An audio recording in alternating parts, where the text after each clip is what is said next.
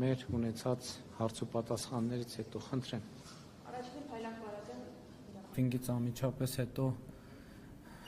պաշտոնական այցով մեկնում եմ Ղազախստան եւ կարեւոր համարեցի մեկնելուց առաջ տեսնել թե ինչ հարցեր են մնացել ձեր մոտ այս ընթացքում մեր ունեցած հարցուպատասխաններից հետո խնդրեմ։ Առաջին փայլակվարական Առավելագույնը մի ժամ կարող է տևել մեր բրիֆինգը, խնդրեմ։ Շաբաթի ընտրություններից հետո գրավում եք կարել եւ առանձնացնելով երրորդ կետը ասել եք, որ ձեր ընտրության կարևոր լիցք տվեցիք մեր սրբության սրբոց մայրաքաղաքը Սուրբ Էջմիածինը կտրիչ ներծությունից ազատելու գործընթացին։ Ինչ լիցքի մասին է խոսքը։ Ի վերջո ընտրություններում Էջմիածին քաղաքում կոնկրետ եւ ձեր քաղաքացիական պայմանագրի թեկնածուն եւ ընդդիմադիր մյուս թեկնածուն գրեթե նույն չափծային է ստացել մոտ 100-ի տարբերություն է, այսինքն Էջմիածին քաղաքում կոնկրետ այդպես է աշխվել ձայները եւ հարաբուհարը եղել է, որ համայնքների մեջ շատ ստացել, ինչի արդյունքով եւ հաղթել է քաղաքացիական պայմանագիրը, խոսքը ինչ լիցքի մասին է, ինչպես է դա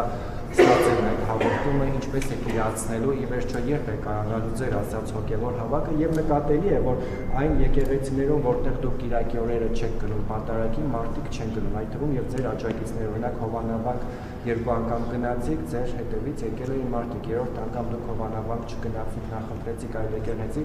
այդպես էլ ոչ մեկ չգնաց եւ չմասնակցեց Ստեփան Ասատրյանի պատարագին։ Շնորհակալություն։ Ես տեղյակ եմ, որ այնտեղ պատարակներ են տեղի ունենում եւ մարդիկ գնում են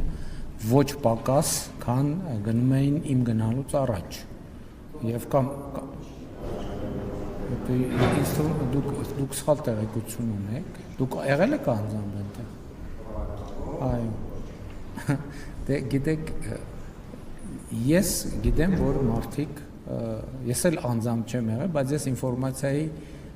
որոշակի գուցե ավելի հավաստի աղբյուրներ ունեմ, քան դուք, կներեք, գուցե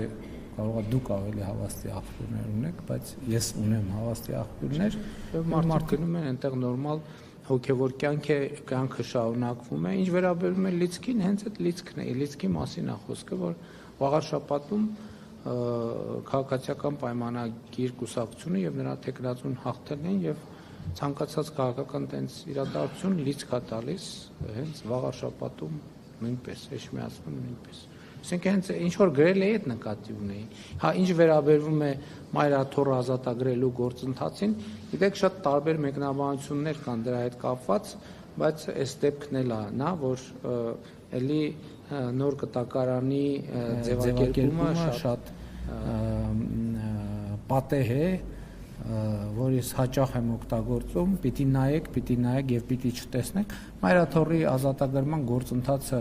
սկսել է, ընթանում է եւ անխուսափելիորեն հասնելու է տեղ։ Հոգեվոր հավաքը դե ամեն Կիրակի հոգեվոր հավաքը հենց հոգեվոր հավաք է։ Դե գիտեք Էջմիածնի կենտրոնական հրապարակի գաղափարը դեռ ընթացքի մեջ է կտեսնենք։ Նկատի ունեմ գիտեք ինչ այդ բաները որ հայտարարվում է ի վերջո պետքա նաև արձանագրել որ դա նաև երկխոսություն է չէ հանրության հետ եւ նաև որոշակի այդ գաղափարին հաջորդում են ուրիշ գաղափարներ այդ գաղափարներին արձագանքելով մարդիկ ուրիշ առաջարկ են անում այսինքն ամեն ինչ տենց կարծրացած չի եւ ինքը ճկուն process է նկատի ունեմ այնպես չի որ որևէ որոշմամբ հաստատել ենք որ SS կարևորը որ Հայաստանում հիմա ընդհանուր առմամբ ես պիտի ուրախությամբ եւ գոհունակությամբ արձանագրեմ որ հոգեվոր նորոգման գործընթաց է տեղի ունենում ես ձեզ ուրիշ բան ասեմ ես անձամբ մի քիչ այդ անձնական ընկալում է ես ուրախ եմ առաջին հերթին նրա համար որ իմ հոգեվոր կյանքը այսօր լիարժեք վերականգնվել է որովհետեւ ես այսօր չեմ գնում պատարակների որպես վարչապետ որ նստում են այնտեղ փողկապներով խիստ պատվիրակություններ ես այնտեղ գնում եմ որպես հայաստանյան առաքելական եկեղեցու շարքային հետևորդ եւ ինձ պահում եմ կարող եմ պահել ես այն մյուս ձևաչափերով չէի կարող այդպես պահել ինձ պատարակների ժամանակ իսկ դրանից դուրս էլ պատարակի չէի կարող գնալ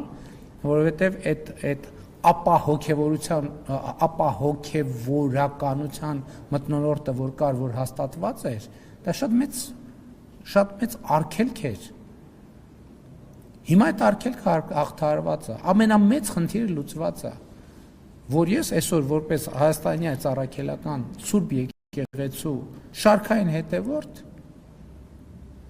կարող եմ լիարժեք ապրել իմ հոգևոր կյանքով եւ դա ամենակարևոր բանն է եւ ես ուզում եմ դա տեղի ունենա ընդհանուր առմամբ Հայաստանի բոլոր քաղաքացիների հետ, ովքեր ունեն հոգևոր կյանք։ Եվ իմիջիալոց, երբ որ ես ասում եմ, որ հանրահավաք չի, դա պատարակ է եւ ես ուրախ եմ նաեւ, որ մեր կուսակցությունը, մեր համախոհները, նրանք ովքեր հոգևոր կյանք ունեն, նրանց հոգևոր կյանքն էլ է վերականգնվում։ Ի վերջո այդ ամեն ինչը բան չի, սա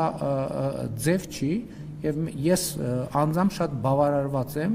որ ամեն շաբաթ կարող եմ գնալ եկեղեցի, մասնակցել պատարակի, ծնկի գալ եւ այդ թվում մեղքերի թողություն ստանալ։ Դա յուրաքանչյուր մարդու համար կարևոր է։ Նախորդ անգամ դուք հարց եք տվել, ես հետո հարցերով ընկա, մոռացա պատասխանել, հարցրեցիք, ասեք, այդքան շատ մեղքեր ունեք, մեզնից յուրաքանչյուրը շատ մեղք ունի։ Մենք բոլորս մարդը մեղավոր է։ Մեկինը մի քիչ ավել, մեկինը մի քիչ պակաս, իմ իհարկե ենթադրվում է, որ ավելի շատ։ Պայմանավորված է իմ պատասխանատվության չափով եւ իմ կարգավիճակի առանձնահատկություններով եւ այլն եւ այդպես շարունակ։ Գուցե իմ կյանքի առանձնահատուկ բովանդակությամբ։ Եվ ընդհանրապես կարծում եմ, որ մեղքերից ազատվելու ամենաբանում 31-րդ Սաղմոսում ասում է, որ մեղքերս քեզ ցույց կտամ եւ անօրինությունս չեմ թաքցնի քեզնից։ Դա յուրաքանչյուր հավատավոր քրիստոնյայի համար պետք է լինի կրեդո մոտեցում, որովհետեւ մեզնից իմիջիալոց էլ ասեմ, որ փարիսեցիները ուզում են փորձության ենթարկել, չէ, ուզում են մարդուն դրթել նրան, որ նա ասի, որ ես անմեղ եմ, այսինքն բանի մեղքի տեսակետից անմեղ եմ, որովհետեւ դա ամենամեծ սրբա պղծությունն է, որ երբ որ որևէ մահկանացու ասի ես անմեղ եմ, այդ նշանակում է, որ ինքը իրան աստվածացնում է։ Հետևաբար ես մեղավոր եմ։ Շնորհակալություն, շնորհակալություն։ Պարոն վարչապետ, դուք շաբաթվա սկզբին ընդունեցիք պետք